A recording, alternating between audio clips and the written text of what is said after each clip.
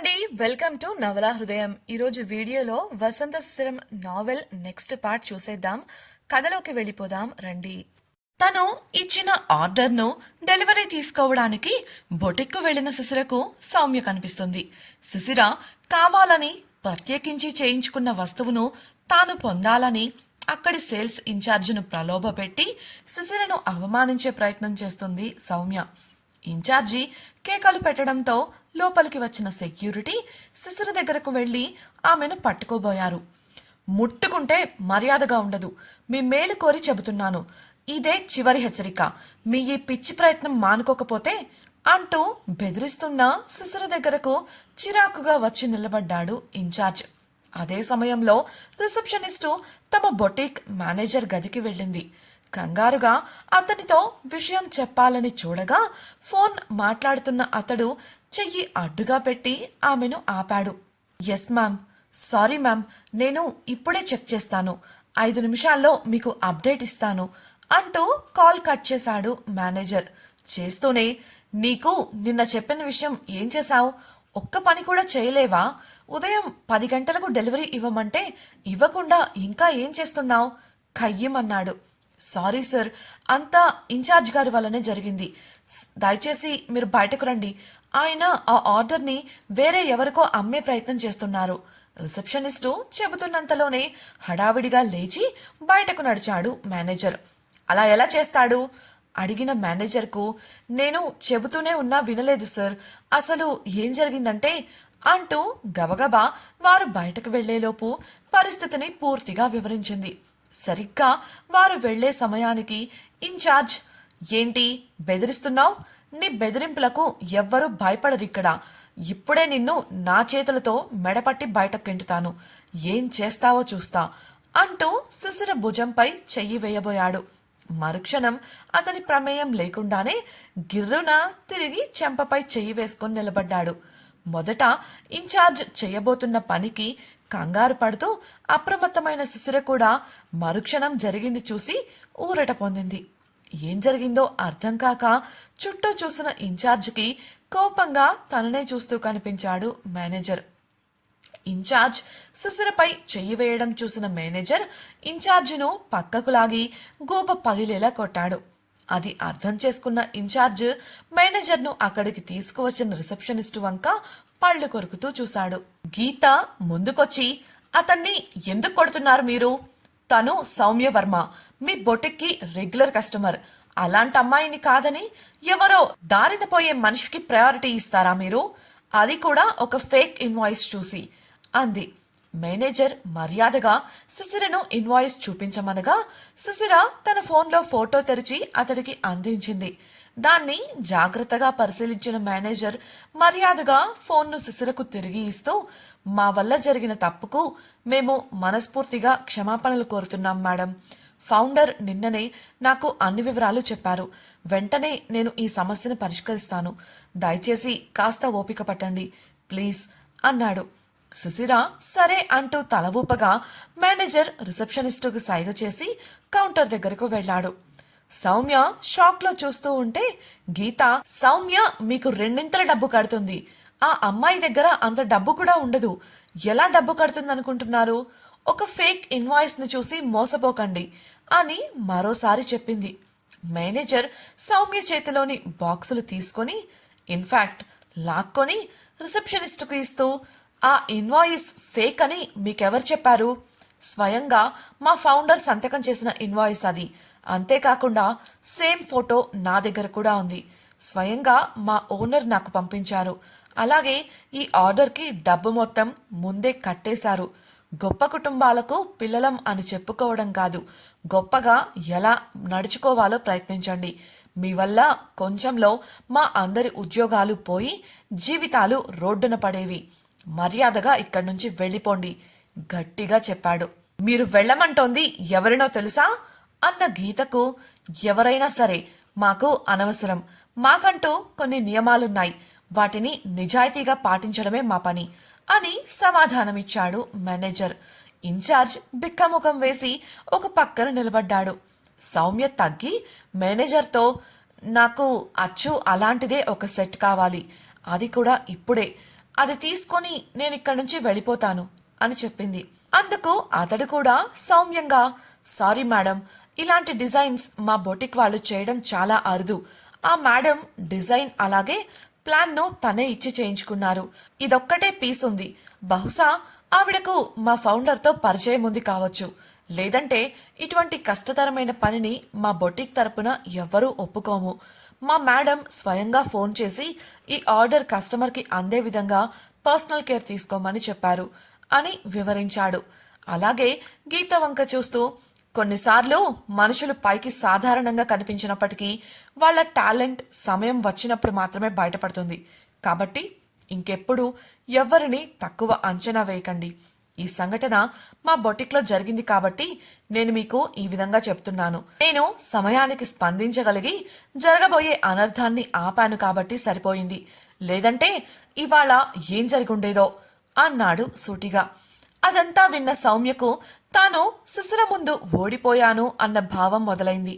అవమానంగా అనిపించింది. వెంటనే విసవిస నడుచుకుంటూ అక్కడి నుంచి వెళ్ళిపోయింది. ఆ 2 బహుమతులను ప్యాక్ చేసిన మేనేజర్ వాటిని సుశీలకు అందిస్తూ, వీఆర్ రియల్లీ సారీ మేడం, ఇంకెప్పుడు ఇలా జరగదు అని చెప్పాడు. ఇట్స్ ఓకే, కానీ ఇలాంటి బొటిక్ నియమాలు తెలియని వాళ్ళు ఇక్కడ పనిచేయడం అవసరమా అని సూటిగా ప్రశ్నించింది సుశీల.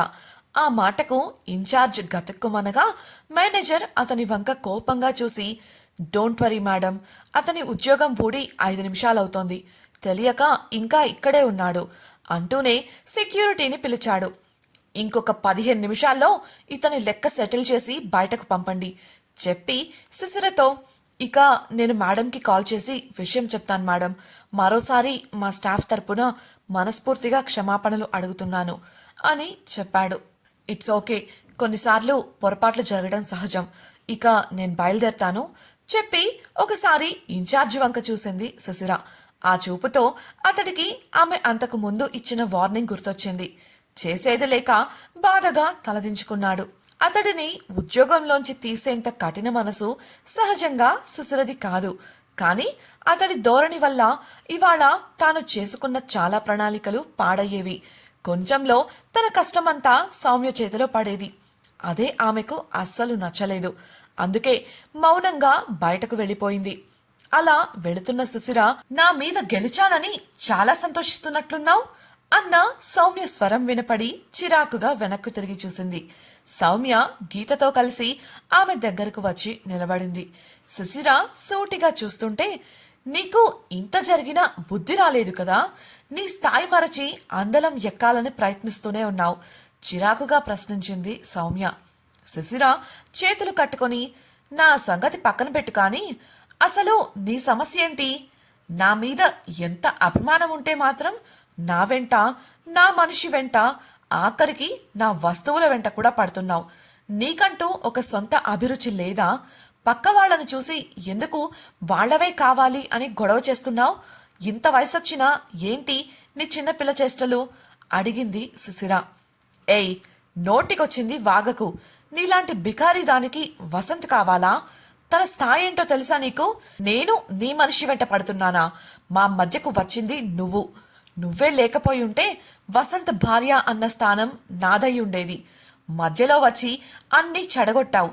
వసంత్ నీ మెడలో తాళి కట్టకపోయి ఉంటే ఈరోజు ఇలా నా ముందు నిలబడే అర్హత కూడా నీకు లేదు. అతడి అండ చూసుకునే కదా ఇంత బలుపు. ఇప్పుడు ఈ బహుమతి కొన్నది కూడా అతని డబ్బుతోనే కదా. ఆ డబ్బు కోసమే కదా అతనితో ఉంటున్నావు. అతని డబ్బుతో బహుమతులు కొని అతన్నే మెప్పించాలని ప్రయత్నిస్తున్నావు కోపంగా అంది సౌమ్య. సుశీల చిరాకుగా, నీతో వాగే సమయం నాకు లేదు, నేను వెళ్ళాలి. ఇదే నీకు చివరి హెచ్చరిక. నా మొగుడి వెంట పడటం మానేయ్, లేదంటే ఇకపై నిన్ను అలాంటి పనులు చేసేవారిని ఏమని పిలుస్తారో అలానే పిలవాల్సి ఉంటుంది, అది కూడా పబ్లిక్లో అని చెప్పింది. ఆ మాటకు సౌమ్యకు మరింత కోపం వచ్చింది. అయితే డబ్బు కోసమే కదా బుద్ధి లేకుండా కంపెనీ డేటా లీక్ చేసి రైవల్ కంపెనీకి అమ్మేశావు. ఆ డబ్బుతోనే ఇప్పుడు వసంత్కి బహుమతులు కొంటున్నావా? నీకు మనసెలా వచ్చింది? నీకు డబ్బు అంత ముఖ్యమా అని ప్రశ్నించింది సౌమ్య. సౌమ్య ప్రవర్తనకు చిరాకు పుట్టిన సుశీల, అవును, నాకు డబ్బే ముఖ్యం. అందుకోసం ఏదైనా చేస్తాను. కంపెనీ డేటా అమ్ముతాను. అవసరమైతే కంపెనీని కూడా అమ్ముతాను. నా మొగుడికి లేని సమస్య నీకేంటి? ఇంకెప్పుడు నాకు ఎదురుపడకు. మర్యాదగా ఇక్కడి నుంచి వెళ్ళిపో గద్దించింది. అయితే ఇదంతా చేసింది నువ్వేనమాట. నీకు మనస్సాక్షే లేదా శిశిరా? నీ భర్తకు ఇలాంటి ద్రోహం ఎలా చేస్తావు? అతడికి తెలిస్తే ఎంత బాధపడతాడో తెలుసా? అంతలోనే స్వరం మార్చి అడిగింది సౌమ్య. నీ వెధవ నాటకాలు ఇక చాలు ఆపు. నా భర్త, నా జీవితం మా ఇష్టం వచ్చినట్లు చేస్తాం. ఆయనకు తెలిస్తే ఏంటట? ఇదంతా జరిగినా జరగకపోయినా ఆయన నీకు దక్కడం అసంభవం. కాబట్టి పిచ్చి వేషాలు మానేసి బుద్ధిగా నీ దారిన నువ్వు వెళ్ళు. అసహనంగా వేలు చూపిస్తూ అరిచింది శిశిర. సౌమ్య పళ్ళు కొరుకుతూ చూస్తూ ఉంటే శిశిర అక్కడి నుంచి విసవిస నడుచుకుంటూ వెళ్ళిపోయింది. ఆమెను చూస్తా ఇప్పుడు నేను వేసే వల నుంచి నువ్వు ఎలా తప్పించుకుంటావో చూస్తా. సిద్ధంగా ఉండు శిశిర మనసులో అనుకుంది సౌమ్య. గీత అసలు ఎలా మాట్లాడుతుందో చూడు. ఇంత పొగరా? ఆ రోజు ఫంక్షన్లో అమాయకంగా కనిపించిందంతా నటనేనా? దానికి ఇంత పొగరు వసంతని, అతని ఆస్తిని చూసే కదా వచ్చింది. వసంతే లేకపోతే ఇవాళ ఐరా ఫౌండర్తో కాంటాక్ట్ కూడా ఉండేది కాదు. అలాంటిది అతన్ని కూడా ఎంత తీసేసి మాట్లాడుతుందో చూడు. నువ్విలా చూస్తూ ఊరుకోకూడదు సౌమ్య అని కచ్చగా అంది. శిశిర ఆటోలో కాలేజ్ దగ్గరకు వచ్చేసరికి మధ్యాహ్నం అయిపోయింది. ఉమను కలిసి ఇద్దరూ క్యాంటీన్లో తినేసి ఆటోలో బయలుదేరారు. అబ్బా, ఇవన్నీ నువ్వు చూసుకోవచ్చు కదే, నేను కూడా ఎందుకు తోకలాగా? విసుక్కున్న ఉమకు నాకు సాయం కావాలి ఉమా, అందుకే మర్చిపోయాను, బొటిక్లో ఆ సౌమ్య కనిపించింది అని చెప్పింది శిశిర. అదెందుకొచ్చింది అక్కడికి అడిగిన ఉమకు ఇవాళ ఆయన పుట్టినరోజు కదా, బహుమతి తీసుకుందామని వచ్చినట్లుంది. నేను చేయించిన కఫ్లింగ్స్ చూసి కావాలని గొడవ చేసింది అంటూ జరిగింది మొత్తం వివరించింది శిశిర. దానికసలు సిగ్గే లేదు. అయినా నీ దగ్గర ఖర్చు పెట్టడానికి డబ్బులు లేక వసంత్ గారి డబ్బులు వాడుతున్నావని అంది కదా, అది మాత్రం దాని కష్టార్జితం ఖర్చు పెడుతోందా? దాని తాతగారి డబ్బే కదా ఖర్చు పెడుతోంది. గురువింద సామెత ఇలాంటి వాళ్ళని చూసే చెప్పారు. చీదరించుకుంది ఉమా. సరేలే, నేను కాసేపు పడుకుంటాను. దానితో వాగి వాగి తలనొప్పిగా ఉంది. వెళ్ళాక లేపు అంటూ కళ్ళు మూసుకుంది శిశిర. కొంతసేపటికి వారు భానుమతి ఇంటికి చేరుకున్నారు.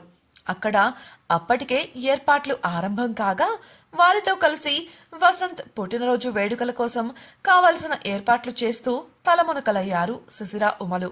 వసంత్ తన తల్లికి చెప్పినట్లే సరిగ్గా 4 గంటలకు భానుమతి ఇంటికి చేరుకున్నాడు. అతడు ఇంట్లో అడుగుపెట్టే సమయానికి ఇల్లంతా నిశ్శబ్దంగా చీకటిగా ఉంది. ఇంట్లో ఎవ్వరూ లేరు. అసలు లైట్లు కూడా వేయకుండా ఏం చేస్తున్నారు వీరంతా అనుకుంటూ ఇంకో 4 అడుగులు లోపలికి వేయడమే ఆలస్యం. భళ్ళున బెలూన్లు పగిలగా లైట్లు వెలిగి బలూన్లలోని పూలు, మెరుగు కాగితాలు అతనిపై పడ్డాయి. మరుక్షణం అందరూ బయటకు వచ్చి పెద్దగా అరుస్తూ వసంత్కు పుట్టినరోజు శుభాకాంక్షలు తెలియజేశారు. వారి ముఖాలలో సంతోషం చూసిన వసంత్ పెదవులు విచ్చుకోగా చుట్టూ అందరినీ పరికించి చూస్తున్న అతడికి భానుమతి పక్కన నిలబడి ముసిముసి నవ్వులు రువ్వుతూ కనిపించింది శిశిర. అతడు తనను చూడటమే కనుబొమ్మలు ఎగరేస్తూ ఏంటన్నట్లు అడిగింది. విషయం అర్థమైన వసంత్ నవ్వుకొని నేరుగా భానుమతి దగ్గరకు వెళ్లి ఆమె ఆశీర్వాదాలు తీసుకోగా ప్రేమగా అతడి చెంపనిమిరి వెళ్ళి సిద్ధమైరా కన్నా, అందరూ నీకోసం ఎదురుచూస్తున్నారు అని చెప్పింది ఆవిడ. సరేమ్మా అన్న వసంత్ శిశిర వంక చూస్తూ ఉంటే భానుమతి, శిశిర నాకు కాస్త సాయం చేద్దు కానీరా అంటూ ఆమె చేయి పట్టుకుని తీసుకువెళ్ళిపోయింది. వెళుతున్న శిశిర అతడి వంక ఓరచూపులు చూస్తూ ముసిముసి నవ్వుతూ వెళ్ళింది. కొంతసేపటి తరువాత భానుమతి పని అయిపోవడంతో వెళ్ళి వాడు సిద్ధమయ్యాడో లేదో చూడు శిశిర, త్వరగా తీసుకురా అని శిశిరకు చెప్పగా శిశిర ఉత్సాహంగా తమ గదికి వెళ్ళింది.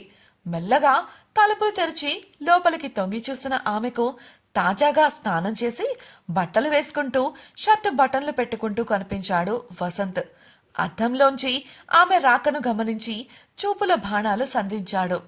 చిరుసిగ్గులు చిందిస్తూ చూపులు మరల్చిన సుశిర అరమర దగ్గరకు వెళ్లి తన బ్యాగ్ చేతికి తీసుకుంది.